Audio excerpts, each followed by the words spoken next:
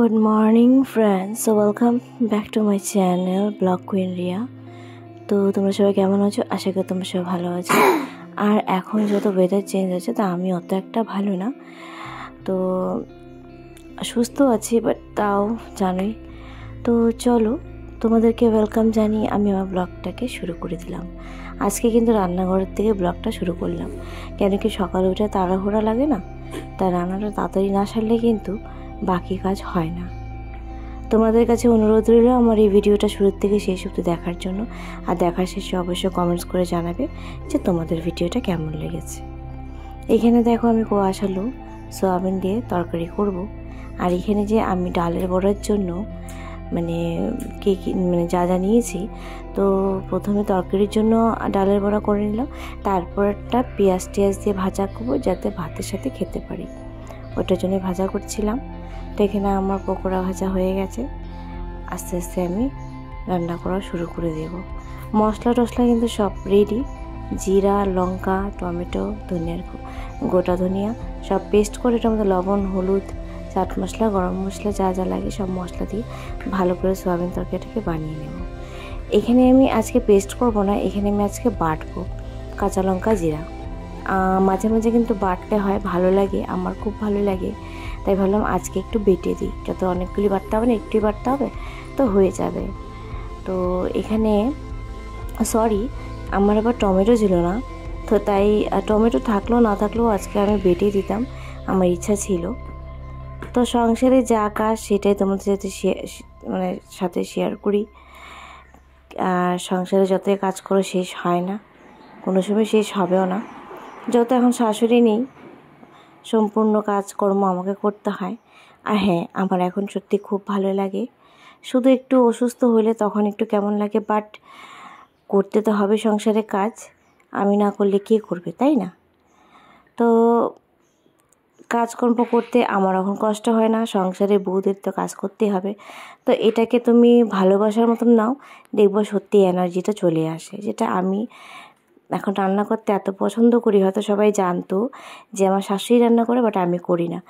এখন এমন হয়ে গেছে, দিন যাচ্ছে সব দায়িত্ব আমার উপরে পড়ছে, আর সেটা স্বাভাবিক কথা, পড়বেই, তাই না? আমার শাশুড়ি কিন্তু কোথাও ঘুরতে যায় না, এবার মানে জাস্ট এবার মর্যপুরীতে গেছেন, উনি যেত না, ওনার নাতিপুতির জন্য এত টান, কি বলবো। যাই হোক, উনি না গেলে হতোই না, ওনাকে যেতেই হতো। আর আমিও চাই আমার শাশুড়ি মা যেন 1 মাস 2 মাস কোথাও গিয়ে ঘুরে আসুক, থেকে আসুক, কিন্তু না, উনি কিন্তু কোথাও যেতে পছন্দ করে না, যায়ও না, গেলে শুধু মেয়ের বাড়ি যায়, তাছাড়া কিন্তু কোথাও যেতে উনি চায় না, ওনার ভালো লাগে না। আমরা যেরকম একটু ঘুরতে হতে পছন্দ করি, উনি অত একটা পছন্দ করে না। হয়তো আমাদেরও এক সময় বয়স হবে, তখন আর ঘোরাফেরা ইচ্ছা করবে না, এটা হয়। এক এক সময় বয়স আসলে পরে মনে হয় যে না, এখন আর পারবো না, এখন নিজেকে একটু রেস্ট দেবো। তো এখানে রান্না করতে করতে আমি ঘরটাকেও নিট অ্যান্ড ক্লিন করে নেব। তার পাশাপাশি আমি দেখব, অ্যাকচুয়ালি ভাতটা আমি দেরি করে বসিয়েছিলাম, তো যত কালকের ভাত ছিল সেগুলোই খাওয়া হয়েছে, তো একটু করে ভাত বসালাম, কেন গরম গরম ভাত এসে না পেলে পরে রেগে যাবে। তো এখানে আমার তরকারিটা হয়ে গেছে, আমি কয়েকটা আলু ভেঙে দিচ্ছি, কি হবে ওই তরকারিটা ঘন হবে, ভালো হবে। তো জলটা অনেকটা ফুটে গেছিলো, তাই আমি দিয়ে দিলাম এখানে ডালের পকোড়া। রান্না কিন্তু বেশ আমি এখন শিখে গেছি, আর খুব ভালো লাগে রান্না করতে।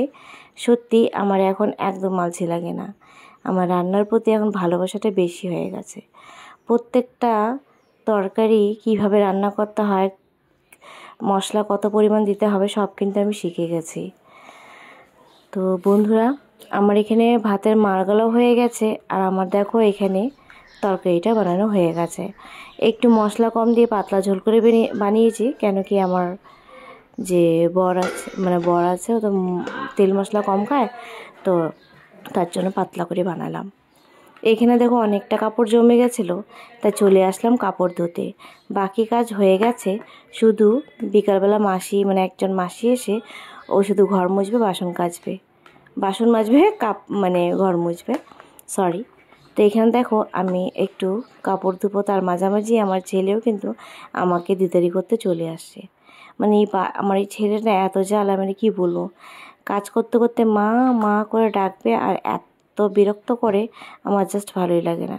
কিন্তু কিছু করার নেই, যত ঠাম্মি নেই তার জন্য এখন বদমাশিটাও কম করছে, অত একটা জ্বালাচ্ছে না, কিন্তু মাঝে মাঝে করে। যাই হোক, বাচ্চা মানুষ করবে।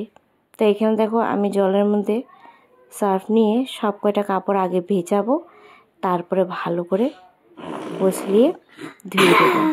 কাপড় ধুতে কিন্তু তখন আমার অনেকটা ভালো লাগে, মানে জাস্ট মানে কি বলবো, কাজের প্রতি ভালোবাসাটা আমার বেড়ে গেছে, যে সত্যি কথা। তো এখানে সব কয়টা কাপড় আমার প্রায় ধোয়া হয়ে গেছে, এখন সব কয়টা কাপড় আমি মেলে দেবো।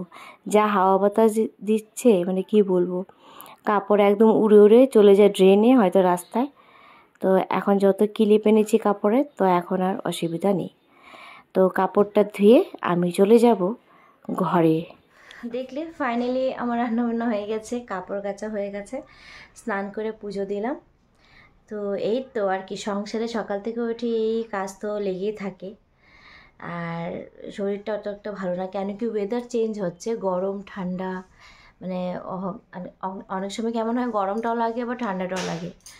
তো এই জন্য এখন সবার ঘরে করে জ্বর, মাথা ব্যথা, সর্দি। তো আমারও কিছু কিছু মানে সিমটম দিয়েছে, মানে আমার মাথা ব্যথা, মানে মাথাটা ব্যথা করছে, মানে যন্ত্রণা ঝিমঝিম করছে, আর নাকটাও এক পাশ বন্ধ হয়ে আছে, মানে এরকম হচ্ছে। তো ওষুধ খাবো, বিকালবেলায় ওষুধ আনবো।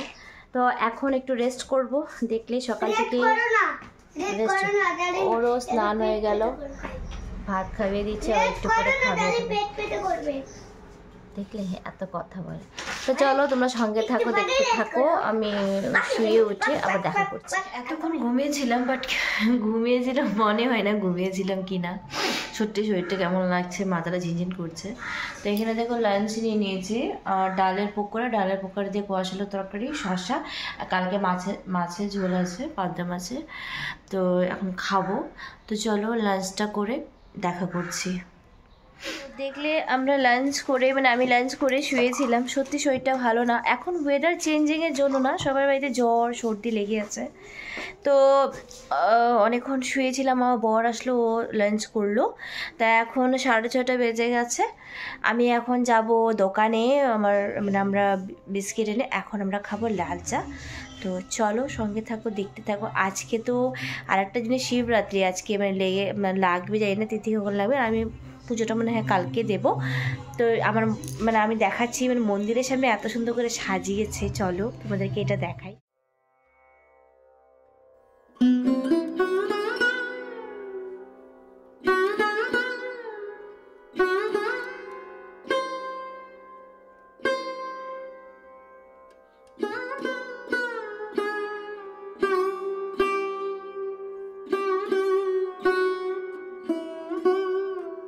বাইরে আমরা এখন হাঁটাহাঁটি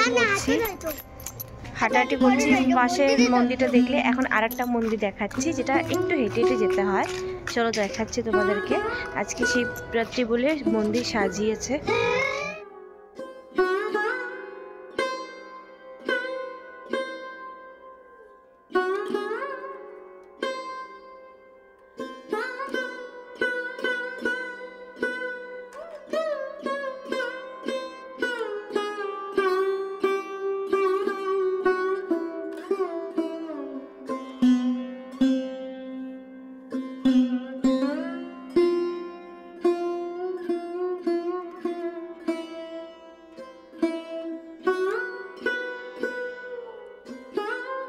এখন 9:30 বেজে গেছে।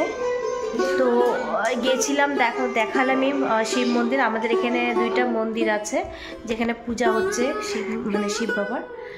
তো আমি ব্লগটাকে এখানেই শেষ করছি। তোমাদের ব্লগটা কেমন লেগেছে অবশ্যই আমার কমেন্টস করে জানাবে। আর দেখা হবে একটা নতুন একটা সুন্দর ব্লগের সাথে। ততক্ষণ তোমরা ভালো থাকো, সুস্থ থাকো। Bye bye, tata, good night.